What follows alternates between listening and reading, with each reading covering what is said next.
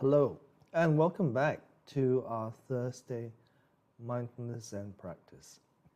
So, tonight, after the meditation, we're going to talk about Zen and the importance of our SANGHA and community. And I think it's very interesting because there are very surprising results from our science, the science from the research, as well as the ancient wisdom of Buddhism. But first, we're going to do some loving kindness meditation. So, one of the important points of loving kindness meditation is the power of intention, letting the intention lead the way, our intention to offer others good wishes and loving kindness wishes, and our intention to offer it to them with the spirit of generosity. So this also improves our sense of connection and interconnection with them.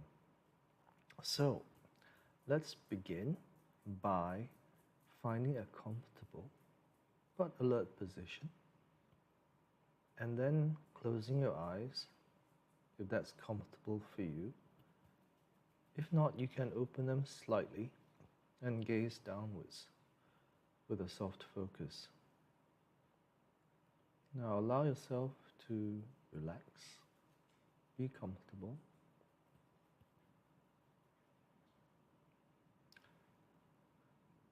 Notice the sensation of breathing in and breathing out. How your body feels when you breathe in and breathe out. And of course, no need to control your breath. Allow your body to breathe itself naturally.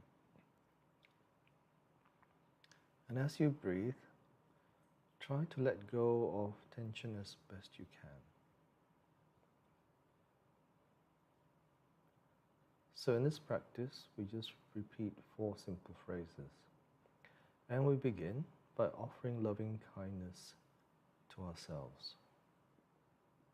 May I be safe, be happy, be healthy. May I live peacefully. Repeat these phrases silently, directed at yourself, at your own speed, rhythm.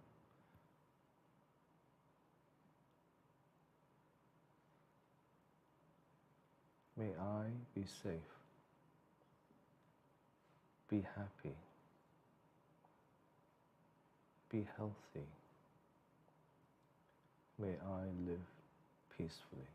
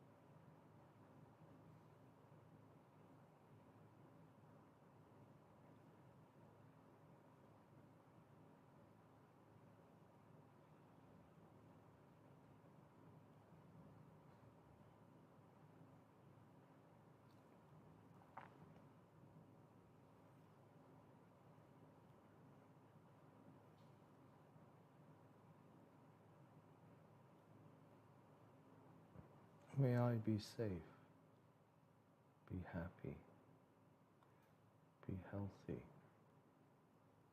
May I live peacefully.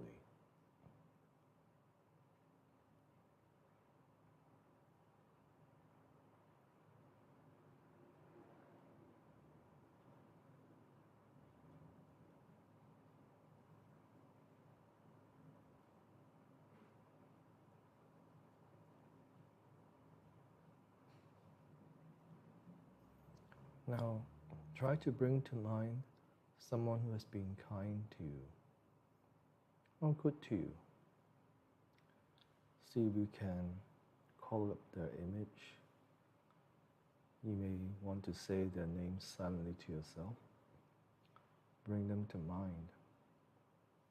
And with the same spirit of generosity and intention to offer blessings to them, offer them these words. May you be safe, be happy, be healthy. May you live peacefully.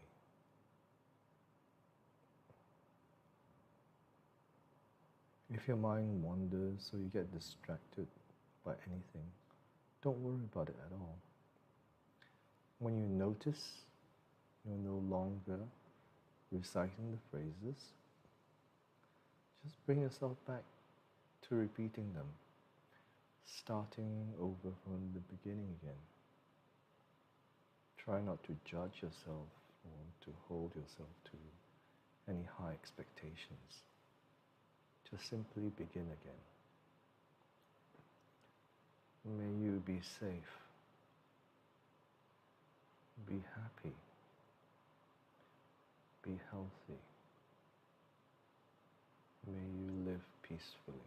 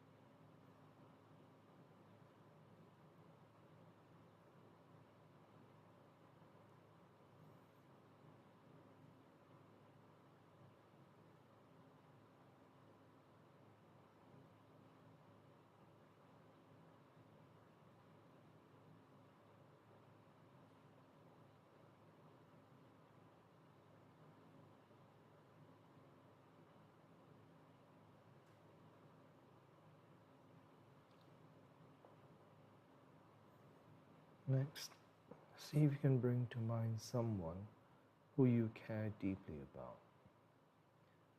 Maybe someone you have a close and deep relationship with, best friend, or someone in your family.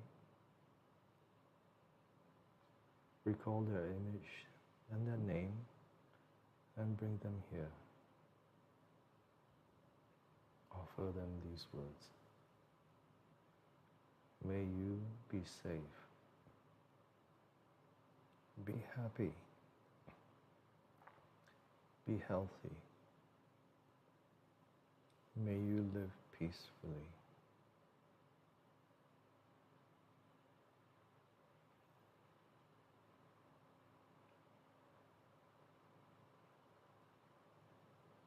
In this practice, we bring our full awareness to each phrase as we say it, rather than trying to maintain awareness of our breath. We bring the awareness to the recitation of the phrases. May you be safe. Be happy. Be healthy. May you live peacefully.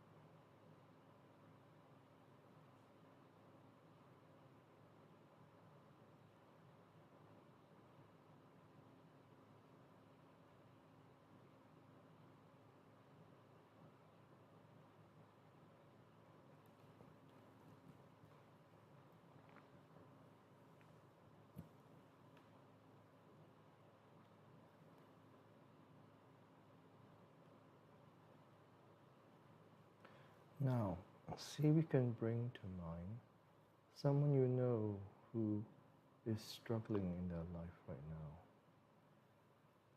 They are experiencing difficult times or challenging times. See if you can think of someone like that and bring them to mind. And with a spirit of generosity, offer them these loving kindness wishes. May you be safe. Be happy. Be healthy. May you live peacefully.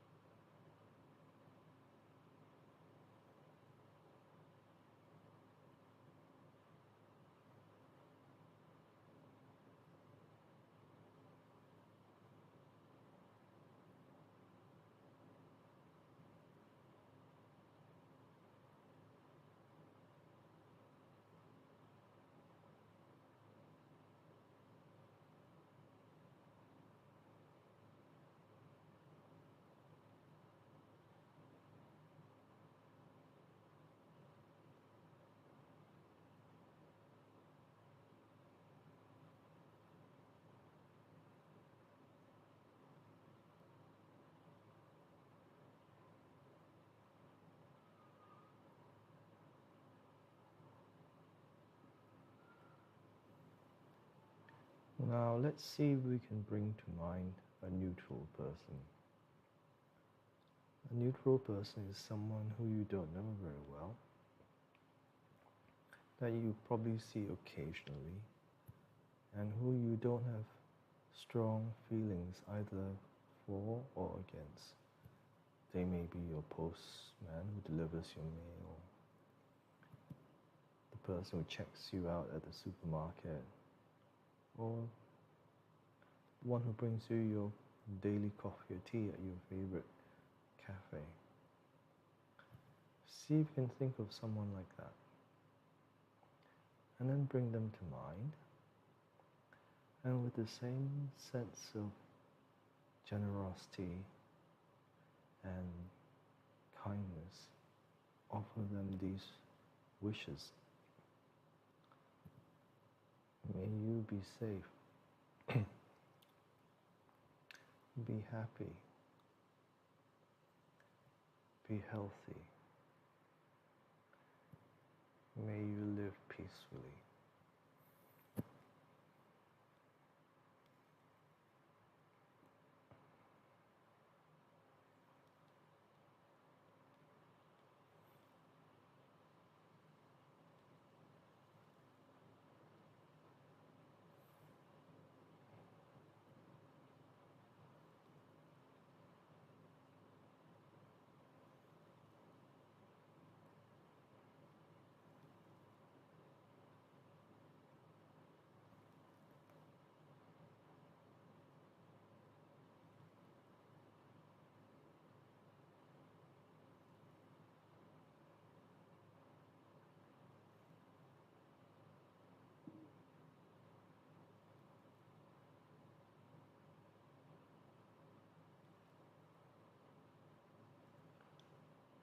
May you be safe,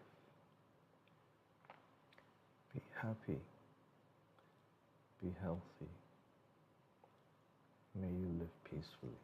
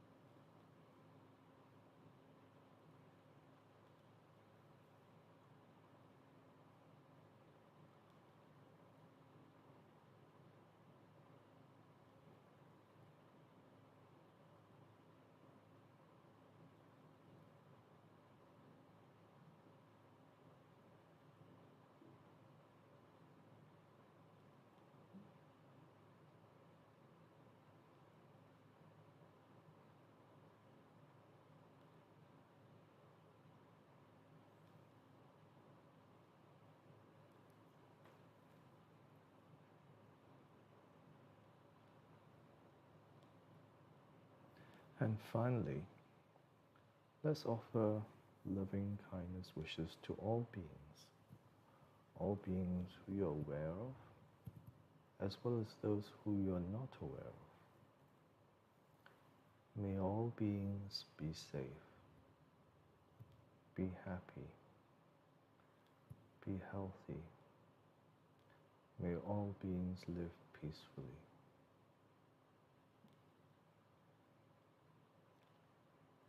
May all beings be safe, be happy, be healthy. May all beings live peacefully.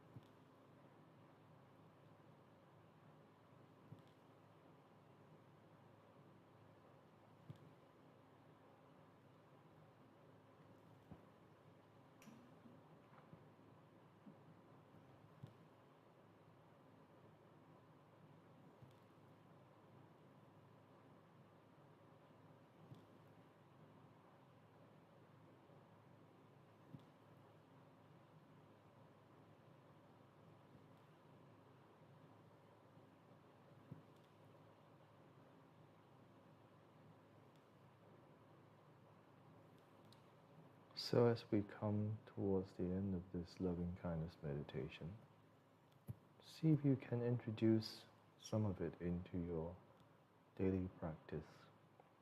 Even 5 minutes a day, done consistently, will be of great benefit to you. It helps us deepen our social connection with others, as well as build our resilience to stress and anxiety as well. And also, it deepens our sense of compassion to ourselves and to others.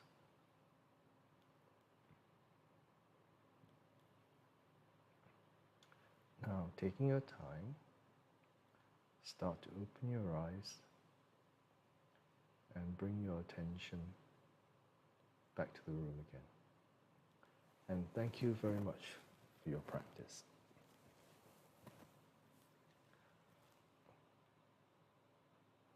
So tonight, we're going to talk a little bit about the importance of SANGHA and community in our Zen practice. So usually, not usually, but quite often, when we're on a group meditation session or retreat, we can sometimes start to think, I'd like to be practicing on my own, because these people sitting next to me can be quite distracting because they're moving or they're making funny noises as they practice. So maybe it's better that I just find some place in the forest or in the mountains and just practice on my own, away from all these, people who are making it difficult for me to practice. And if you've spent some time living in a practicing community like I have, you actually may find this thought coming up more frequently than normal, because sometimes other people are the source of difficulties and complications. But quite ironically, the thing that sometimes makes our life challenging, that is having to be in a group or community situation, is actually a source of happiness, according to Buddha's teachings and modern science. We may want to get away from the complications of having to deal with different people or even difficult personalities. But it is these social connections with all of them that actually help to boost the joy in our life. Now, in the United States, research surveys done there in 2018 and so on tell us that 1 in 7 men and 1 in every 7 men and 1 in every 10 women say that they don't have even a single friend, not even one. So even though we can be connected with the world on social media and our smartphones, another study in the States suggested that 3 out of 4 adults feel moderate to high levels of loneliness. So 75% of adults surveyed said they feel moderate to high levels of loneliness. Now, a lot of research has been done on loneliness, and even in the UK they have a ministry of loneliness to try to identify and help people who are lonely. And the research tells us that social isolation and loneliness is as damaging to your health as smoking 15 cigarettes a day, 15. That's almost 1 pack a day. So that is how damaging social isolation and loneliness is. And also loneliness, like chronic loneliness, puts us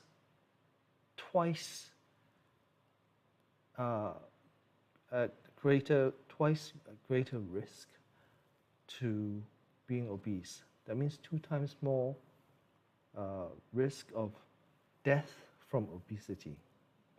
So loneliness can actually shorten our life. It really does get under our skin, and it damages our physical and mental health. So, I'm sure you've seen some movies of the past, and in the past, the punishment for a prison inmate who misbehaved or broke the rules of the prison was solitary confinement. They were kept in a cell by themselves, and they were not allowed to see anyone else. They could not interact with the other prisoners. Even if they were given a little exercise, they were all on their own within the yard. So no human interaction at all. And this kind of punishment is actually so bad that it is considered inhumane or amounting to torture by the United Nations. And it is prohibited by them, this kind of solitary confinement. So that's actually how bad loneliness and social isolation can be for us. It can really hurt us. So the Dalai Lama has been teaching for a long time that human beings are social animals. We are hardwired for social connection. We tend to help and cooperate with each other in order to survive and thrive, If you really think about it, none of us can do everything by ourselves, We may like to think we may like to think we're completely self-sustaining. So maybe you find a place in the mountains and you build your own house and you have solar energy and everything. That's fine. But can you make your own clothes? Can you transport food or whatever when you need it up to your house when you need to? And when you get sick, can you be your own doctor? Or if you want to go visit family or relatives, can you build your own plane and learn how to pilot it? We can't. We actually, for much of our life, we depend on others to cooperate with us. So that is the meaning of being hardwired for connection. So to maintain these social bonds and society, we should have compassion and care for others. So long time ago, one Zen student asked this great Korean Zen master Myong, of the 3 jewels, Buddha, Dharma, Sangha, which is the most important? And without hesitation, Zen Master Myong said, Sangha is the most important.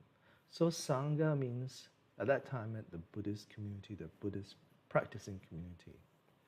Now it's very interesting why a great Zen master would teach that. Why not Buddha or the Dharma? They are important, that is true. But to be able to practice and to have support for your practice and to support others, the community of fellow practitioners, the Sangha, is the most important. So Zen Master Songsan used to teach us about potatoes. And if you have a bag of potatoes and you want to wash them, usually what you'll do is just like dump them in the sink and then start washing each one by one with a brush or something like that. So in Korea, traditionally, what they did was this, Like for example, in a temple, they would have a big bag of potatoes, maybe 10, 15, 20 kilos worth of potatoes. We would empty these potatoes into a big tub. okay, these dirty potatoes, all with the dirt on them. Then fill the tub with water, okay? And once the water has covered all the potatoes, you take a big paddle or a sturdy wooden paddle. Then you start to stir the potatoes. Stir it gently, not too hard. And then what happens is that when you start to stir the potatoes in the water, they start to bump into each other, hit each other.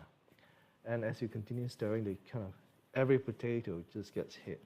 And then this action rubs the dirt off. So after changing the water a couple of times, your potatoes are nice and clean and they're ready for cooking. So this is actually a metaphor for practicing in a community.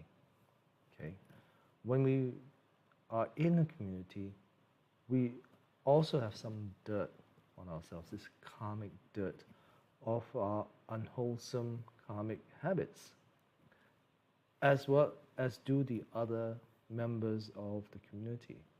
So when we live and practice together, we bump into each other's karmic habits, the karmic dirt. And then the practice helps to loosen this dirt, and then eventually it falls off.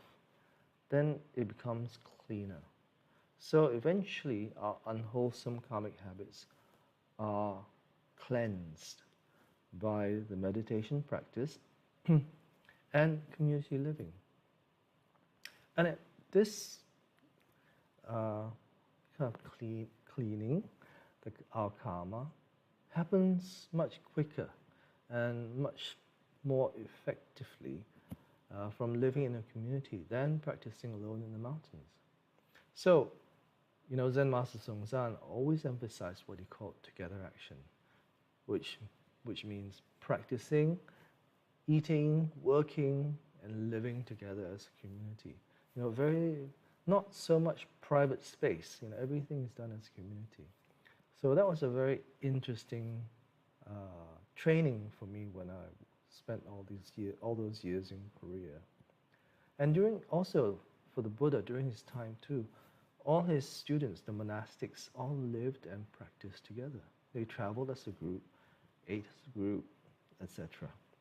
So that is the Buddha's teaching. But what about the science? So, very interesting study by Harvard University, which has been going on for 85 years now. It's the longest ever study in history. Can you think? 85 years. That's basically the span of a human life. They tracked two groups of people at the beginning. It started in 1938. So this is the 85th year. And they tracked two groups of over 400 men. One group was drawn from students of Harvard University, the most privileged, the most well-educated, the smartest, etc., etc. And then the other group was drawn from the poorest families in Boston. And these families usually lived in this tenement housing with no running water and no heat. Very, very bad conditions. And then they followed these two groups of men. Later, after a number of years, they also added their wives and their children. And former US President John Kennedy was also a member of this group. So after many years of tracking these men, they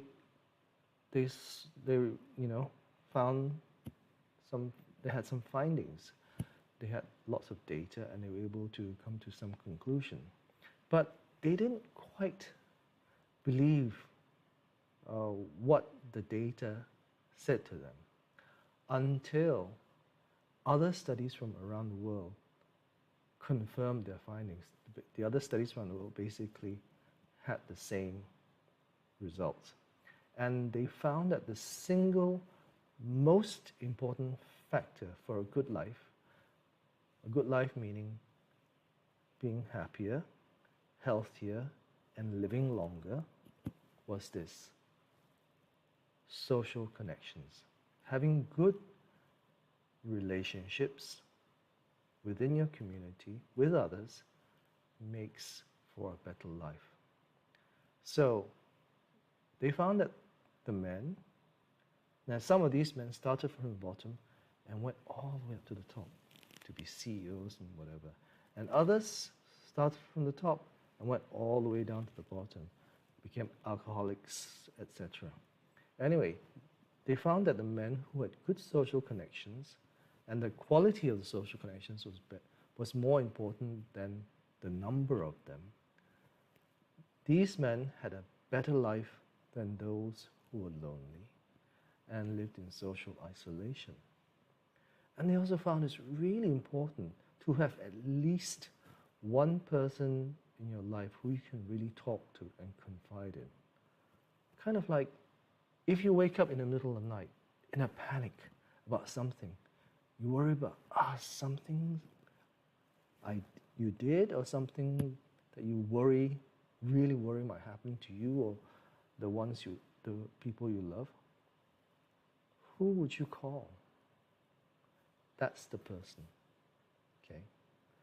So our social connections and relationships within a community are really beneficial. Having good social connections and relationships within our community are really beneficial for our spiritual practice, as well as our physical and mental health, and